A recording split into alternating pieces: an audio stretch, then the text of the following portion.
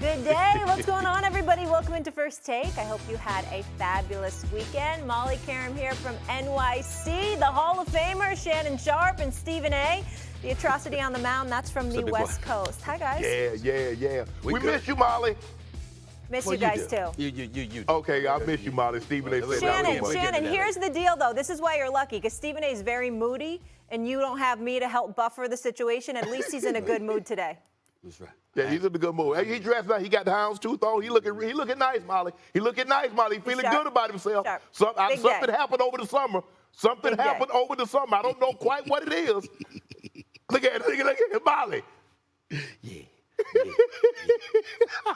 Let's roll, y'all. On the West Coast, and he doesn't even know how to act. Gentlemen, let's do it. Let's get to why he's smiling. So here's the deal. After 2 dominant wins, the Dallas Cowboys looked unstoppable. Then yesterday happened. The defense gave up 180 rushing yards in the first half. The offense scored just 1 touchdown and 5 red zone trips while playing without 3 starting offensive linemen. And the team committed 16 penalties, 13 that were accepted. Here's Dak on a rough day at the office. Top of the world. We know who we are, and in that same sense, I'm sure the media got what they wanted. It sucks. It's humbling, but to say it's a wake-up call, we knew we had a lot of adversity, and we just didn't get it done. And I think it just goes back to myself, the offense, and the red zone. So, I mean, we get better at there, we win this game, but we've got to fix that area, period. All right, let me start with the unbiased party here. Shannon, does this loss prove to you that you can't trust Dallas? No, what it proved is that this defense had masked a lot what was going on with the Cowboys offense. And I spoke about it. I said Dak Prescott had only accounted for 2 touchdowns. Whoa, Shannon, it was a driving rainstorm in New York. I said, were the Giants playing in a tent? It was raining on them also. What about the Jets? Well, the Jets have a historic defense. I said your offense must produce touchdowns in the red zone. You lose ball games by kicking field goals in the red zone. Yesterday, 1 for 5. After going 2 for 6 the previous week, the Cowboys not ranked 27th in red zone touchdowns. Last year, they were number 1 in the league at 71%. When you get into the red zone, when you get 20 yards going in, if you kick field goals, you lose ball games. If you get scored touchdowns, you win championships. I said, now what happens? Stephen I asked a simple question. I said, what happens if the defense doesn't get scooping scores, if they don't get pick sixes, your special teams don't turn it over? What happens then? Well, don't worry, that offense, you see that offense, they got CD, they got Gallup, they got Pollard, Dak. Really? Now, all I know is this. The Giants got 40 hung on them by the Cowboys. The Giants beat the Cardinals. Mm-hmm. The Cardinals, almost as a 2-score dog, beat them by 2 scores. Right. Why? Because if your defense is not historically great week in and week out, I've seen a large enough sample size on Dak Prescott. 7 years is a large sample size. They do medical studies, Stephen A. That's not 7 years. So 7 years is enough. Dak is inconsistent. And until he shores up that, the Cowboys aren't going anywhere. So I guess y'all got to put those parade permits on hold. You know, y'all had parade. This is where we going to go when we win the Super Bowl. Mm-hmm. They building statues. Everybody on the defense, they got the statue. Well, you didn't know that? That's what the Cowboy fans That's what they do? That's what they do. That's why they're the most, so they're bad. They're why bad they're the most disgusting, nauseating fan base in American history. They make me sick in this particular morning when you're sitting up there depressed. I'm happy that you're depressed because this is what you deserve. You see what happened? Shannon Sharpe, there's a whole bunch of colleagues that we work with at ESPN that are at fault for what happened with the Cowboys. Mm-hmm. I don't know if you know that. See, when you talk about the Cowboys, when you elevate them to a level of prosperity that they clearly don't deserve, they drop. Yeah. They fold like cheap tents. And you know this is going to happen. That's why, what do I constantly say? Just be patient. Just wait. It's coming. And sure enough, since last season, do you know that Dak Prescott has 10 touchdowns and 7 interceptions when the Cowboys are trailing? Since last season. Mm-hmm. This is what he does.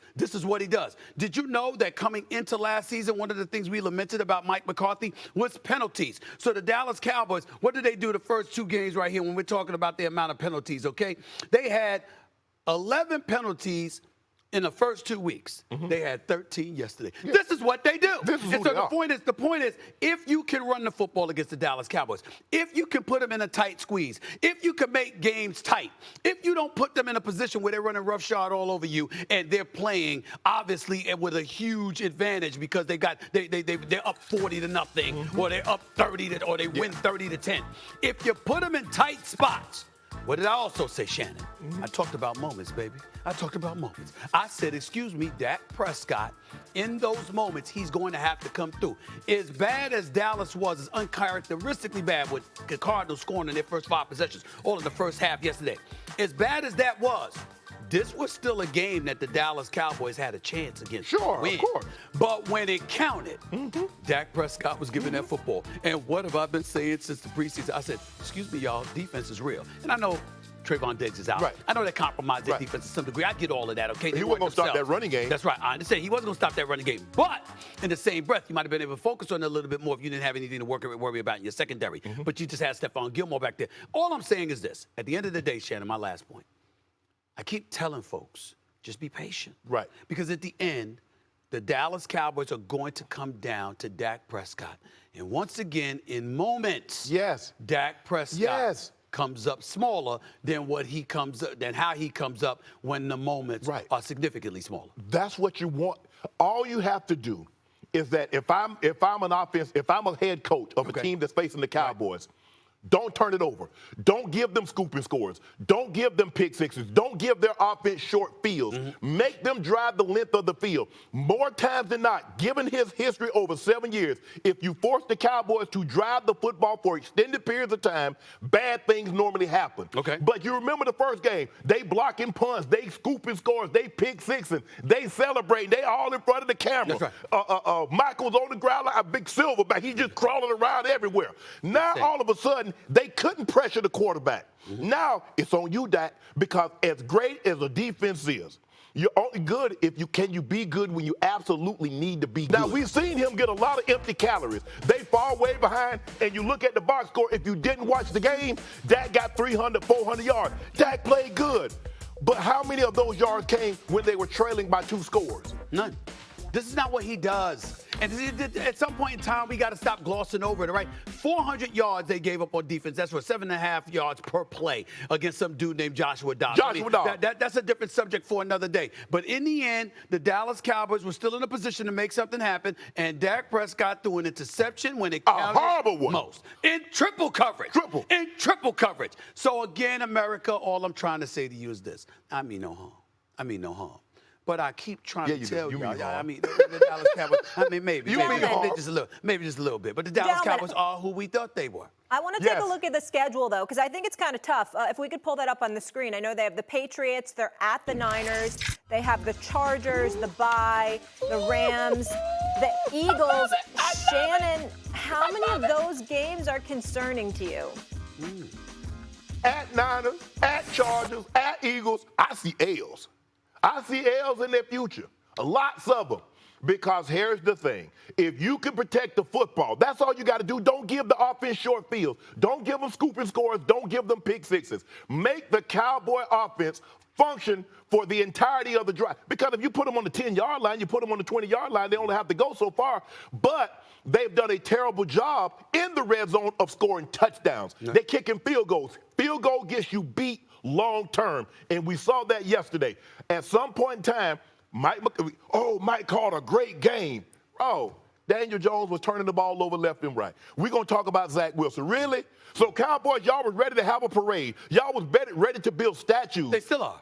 Because they beat Daniel Jones and Zach Wilson. They still are. Again, you haven't mastered the nauseating tendencies of the Cowboy fan base. They still believe that they're going to be, even though they're complaining about Dak, even though they're complaining that this dude got to go, even though they're complaining that Mike McCarthy with the 13 penalties. I'm telling you right now, that's just the equivalent of them going to the bathroom and passing gas. They come out of there, they think it's perfume. And they're going to sit up there and say, we're going to be all right, we're going to be all right. We ain't losing no games. But they are, because at the end of the day, you got to come back to Dak Prescott, he's not going to get done. This defense, let me tell you something right now. This defense knows how real they are. They know yesterday was an aberration. We know Micah Parsons and those boys will be ready as the season progresses.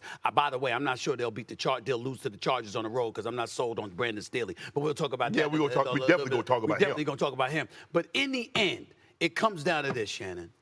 The Dallas Cowboys, okay, there's a reason I had them as the third best team in the NFC behind Philadelphia and the 49ers. It's because of that man at the quarterback position. Yes. And I have raved about this brother, how he deserved his money. Yes. He got his money the whole bit. But the reality is that he has not said, he's got 2 playoff victories in 8 years. It's unacceptable. Right. And there's nothing to believe that he's going to get number 3 or 4 this season. Right. And the postseason is what I'm talking about. He's too inconsistent. And the one thing that we know is that the 49ers, they can run the football. And what we're seeing as a team is that when you want to get after the quarterback, the one thing that slows a pass rush down is the ability to run the football. Mm-hmm. It's hard. It's hard to rush the quarterback when the guy running with the ball in his belly for 20 yards down the field, and that's what Connor was doing. Right. That's what Rondale Moore was doing, hitting his head on the goalpost from 45. Why? Because guys running upfield trying to get to Joshua Dobbs. Now, you know Joshua Dobbs had just filled out an application earlier this year for Amazon Prime driver. That's what beat. Really? He just got there a month. He's only been in Arizona. They traded him right before the season started because Kyler rehab hopefully is going well. Okay. But they know he wasn't going to be able to start the season. Okay. So they say, you know what, we'll take Joshua Dobbs. And Joshua Dobbs put that thing on him. Put it on them. Now y'all mad at me. Shannon, what about the Broncos? I got no expectation for the Broncos. It was y'all that had the parade planned out. It was y'all that was erecting statues of your defense. Yeah. So don't get mad at me. Get mad at Joshua Dobbs and the Cardinals. Well, first of all, they're going to get mad at you anyway because, far be it for Cowboy fans to blame themselves. They can't be accountable. We all know who they are. But, I'm looking at the schedule right here. We're in L.A. right now. And, I got to go back and forth. Got a lot of things to do. But, you was asking me, when you coming back out here? Coming back? Then I looked at the Chargers schedule Monday, October 16th. Oh, that's a Monday night game. That's a Monday night game. I'm supposed to be out here. I might have to go to that game. I think it's only right that I go to that game. I think they got a shot to lose on Monday Night Football and just not come through in a big moment. I'm just saying, it would be all right for me to be there, man. Yeah, that'd be nice. That'd be real nice for you, Stephen, to be there. We might have to roll. Sometimes I think some of this blowback I'm getting is because of you. Why? Because for Cowboy fans, they despise you. Suck it up. They despise you. Suck it up, bro. Hey, I'm getting residual. I'm getting sharpener.